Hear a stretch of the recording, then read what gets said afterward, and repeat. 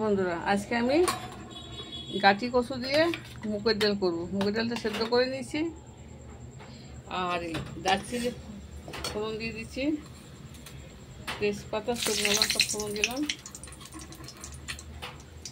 এবার জিরা ফোড়ন দেবো। এরকম ফোড়নটা হয়ে গেছে, এবার আমি আদা দিয়ে দিচ্ছি।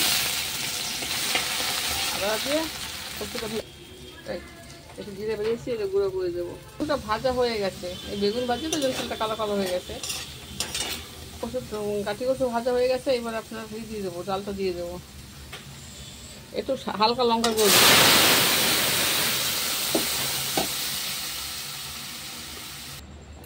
দেখো একটু হালকা চিনি দিয়ে দিলাম, আর এইটা ভেজে দিচ্ছি, ভেজে গুঁড়া করে দিচ্ছি।